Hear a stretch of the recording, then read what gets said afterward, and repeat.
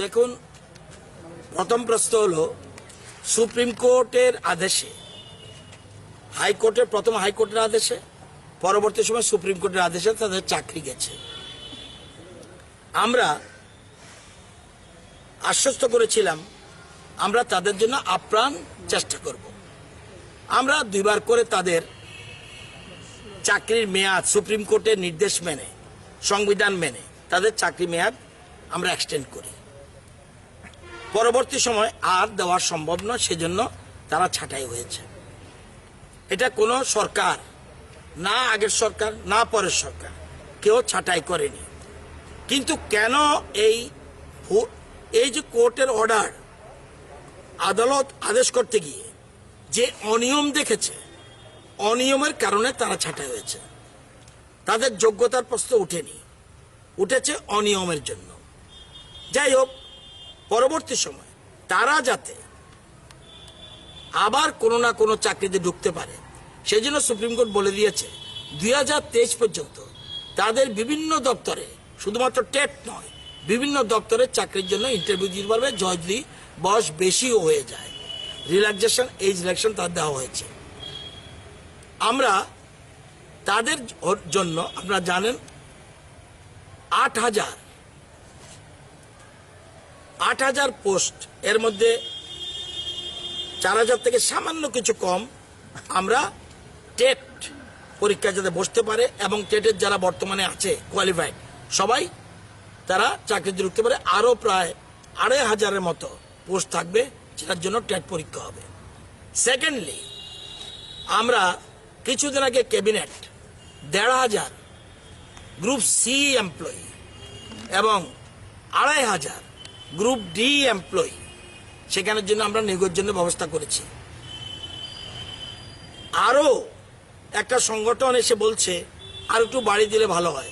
গতকাল special cabinet করে রাজ্যের মুখ্যমন্ত্রী আরও 945টা আসন, সিট গ্রুপ সির ক্ষেত্রে বাড়ি দিয়েছে। আজকে অলরেডি বিজ্ঞাপন জারি হয়ে যাবে। তার মানে 5,000 আমরা তাদের কথা বিচার রেখেই কমন কমন রিক্রুটমেন্ট রুলস, যেটা আমাদের নর্মাল রিক্রুটমেন্ট রুলস, এর বাইরে গিয়ে অন্য বেকাররাও যাতে সুবিধা পায় এবং তারাও যাতে আসতে পারে, সেই জন্য কমন রিক্রুটমেন্ট রুলস আমরা করেছি। এটার একমাত্র উদ্দেশ্য 10,323-এর বেশিরভাগ ছেলে মেয়ে যেন এটা সুযোগ পায়, এবং আরো 1,000 বাড়িয়ে দিলাম, এর মানে 5,000 হলো। এরপরও যদি কোনো অসুবিধা হয়, সেই ক্ষেত্রে আমরা মাথায় রয়েছে, আমরা প্রথমে সরকারি চাকরির কথা চিন্তা করছি।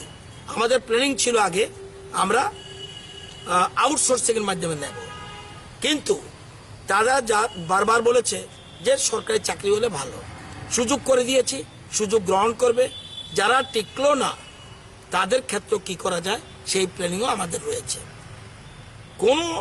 কেউ যদি, যেহেতু আমাদের রাজ্য এবং দেশ গণতান্ত্রিক দেশ, কেউ আন্দোলন করলে কাউকে আমি আন্দোলনে বাধা দেব না, কিন্তু স্বাস্থ্যবিধি মেনে আন্দোলন করুক, আমাদের কোনো আপত্তি নেই। আন্দোলন করতেই পারে, এটা আমি বলবো যে আন্দোলন করো না, তাহলে তার গণতান্ত্রিক অধিকার উপরে হস্তক্ষেপ হবে। এর বেশি আমার কিছু বলবো না।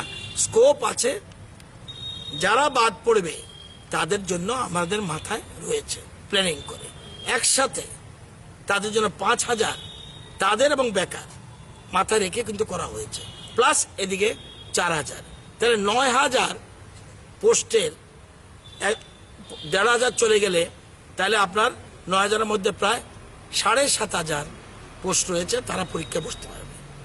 তাদের একটা দাবি ছিল তাদের শিক্ষকদের যারা মারা গেছে 76 জন, তাদের পরিবারের মধ্যে চাকরি প্রদান করা, সেই বিষয়ে আপনাদের সরকার এরকম ভাবে না, এরকম ভাবে সিস্টেম নেই। এগুলি যা নিয়ম কানুন আছে, ডাইনানে যে প্রভিশন আছে, এবং এদের মধ্যে অনেক যোগ্য রয়েছে যারা টেট পরীক্ষা পাস করেছে, তারা আমরা অফার দিতে যাচ্ছি ইদানিং। তো সুতরাং যারা পরিবারে মারা গেছে, আপনারা জানেন, একমাত্র তাদের জন্যই 35,000 টোটাল যত শিক্ষক শিক্ষা ছিল 10,323-এর, এই করোনার সময়ও প্রত্যেক পরিবারে কিন্তু 35,000 টাকা করে দেওয়া হয়েছে। তো অন্যরা যেমন সুবিধা পেয়েছে তারাও পেয়েছে। আগামী দিনে তাদের জন্য আরো পরিকল্পনা রয়েছে, কিন্তু আন্দোলন করলে কাউকে আন্দোলনের জন্য মানা করব না। এরা মেন যে দাবিটা রাখছে, আমি কথাও বলেছিলাম যে সেই 2 মাস আগে ওদের একটা কমিটমেন্ট দিয়েছিল, ওই কমিটমেন্টটা রাখা হচ্ছে না ওদের যে এটা আমি তো তাদের স্টেটমেন্ট দেখেছি, বলছে শিক্ষামন্ত্রীর সাথে কথা বলে আমরা তত খুশি হইনি, মুখ্যমন্ত্রীর সাথে কথা বলে আমরা খুশি হয়েছি। তাহলে আমি এই ব্যাপারে কি বলবো? স্ট্যান্ড বারবার বদল করলে মুখ্যমন্ত্রী স্ট্যান্ড একবারও বদল করছে না। মুখ্যমন্ত্রী বলছে যাদেরকে সংবিধান মেনে আইন মেনে, আমিও বলেছি আমরা তাদের প্রভিশন করব, কিন্তু তারা বলবে কোনো ইন্টারভিউ ছাড়া চাকরি দিয়ে দাও। এটাকে কোনো বেকার মানবে? রাজ্যের মানুষ মানবে? শিক্ষিত মানুষ মানবে? কোন সরকার পারবে? এই দেশে কোন সরকার পারবে? আমি আইন না মেনে, সংবিধান না মেনে আমাকে চাকরি দিয়ে দাও, আপনার সাথে আমার ক্লোজ রয়েছে, আমি চাকরি দিতে পারবো আপনাকে? আপনাকে ইন্টারভিউ বোর্ডে যেতে হবে। আগের ঘটনাই আবার ঘটবে না। সে একই হবে। আগে এই অনিয়ম করেছে বলেই তো চাকরি গেছে, এবং এই জন্য কমিশন বসেছে। আমাদের গৌতম দেবনাথ একজন রিটায়ার্ড জাজ, উনি কমিশনের তদন্ত করছে।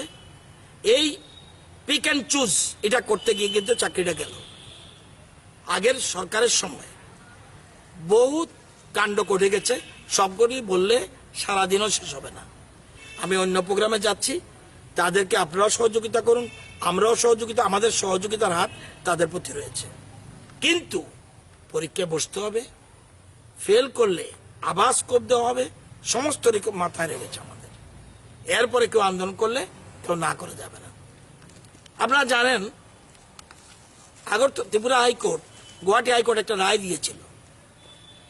এই রায় প্রথম সময়ে বামফ্রন্ট সরকার সময় মিউনিসিপ্যালিটি স্টাফগুলিরে আমার মনে হয় প্রায় 3 বছর আন্দোলন করেছে, তাদেরকে কেউ চাকরি দিয়েছে? ওরাও তো মানুষ।